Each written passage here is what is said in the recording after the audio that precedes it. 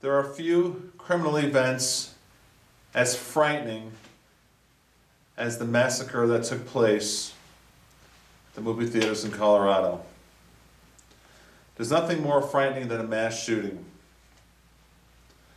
The suddenness, randomness, and unpredictability of it makes us all wonder, is there any place safe? Sorry, but the answer is no. I wish I could say the answer was yes. It's a picture of my wife and two girls. If something happened to my wife and two girls, I could not live with myself. Age 4 and 6, the girls. I'm doing this video because a lot of you have asked me to do it. I just became aware of the story 6 hours ago. If you're new to the channel, this is weaponseducation.com. We are all about helping society. We believe in the Second Amendment. We want to be an asset to other human beings and save lives if we're concealing our firearm. And we want to be level-headed with everything we do in life. I've said that in all of my videos. This is a tough video to make. Let's talk about the Colorado mass shootings.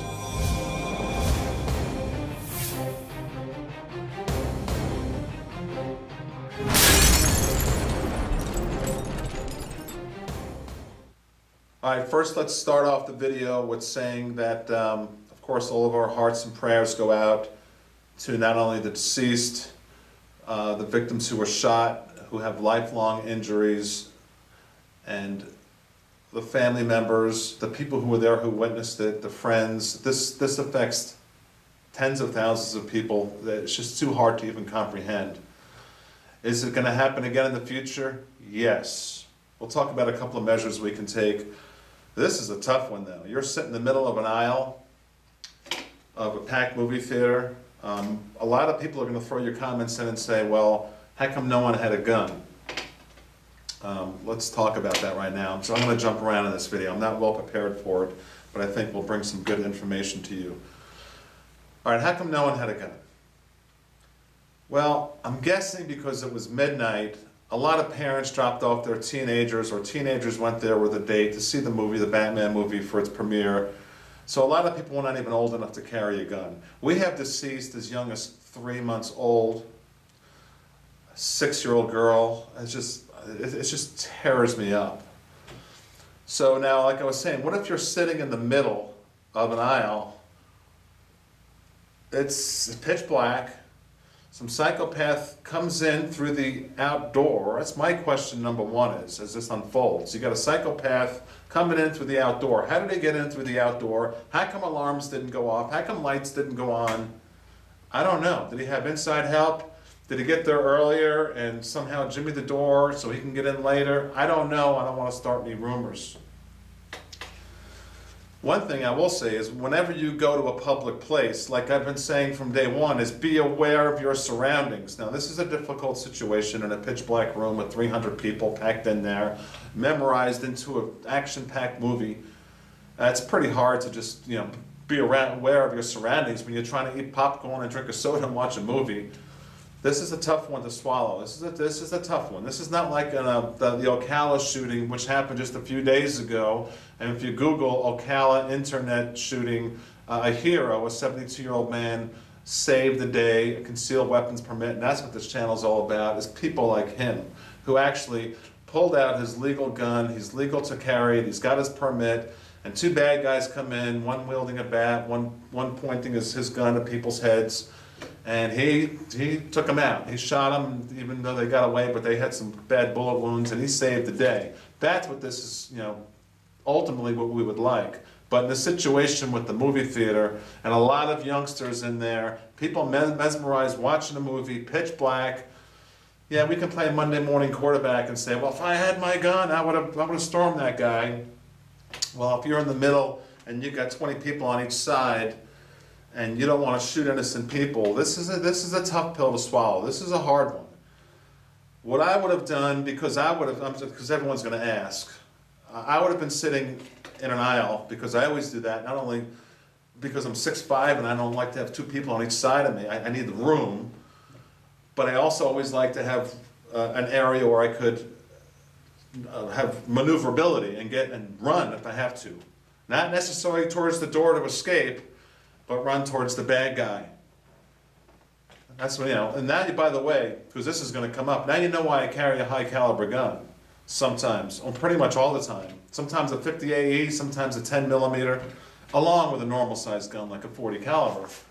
What if you got a nut job dressed out in a SWAT outfit like this with a gas mask throwing tear gas bombs into the audience? I'm sorry, a 380 is not going to do the job on this guy. 50 AE or a 10 millimeter, if you're a good shot, you can get on him and hit him and save the day. At least, I don't care what kind of vest he's wearing. He's getting hit with a 50 AE, he's going down. All right, I'm going to bounce around here. First of all, we've already heard about, I threw my chatty here and all my friends and contacts. I've already heard about what the aftermath of this is going to be as far as us legal gun owners and law-abiding citizens who want a better society. They're already saying we need stricter gun laws. Ammunition control, you're going to hear a lot about that. You're going to hear a lot about the demand for less violence in the media. They're even using this movie as why people do insane things, like with this nut job. What's his name? I don't even want to say his name. It doesn't matter. Holmes, it doesn't matter. What he did.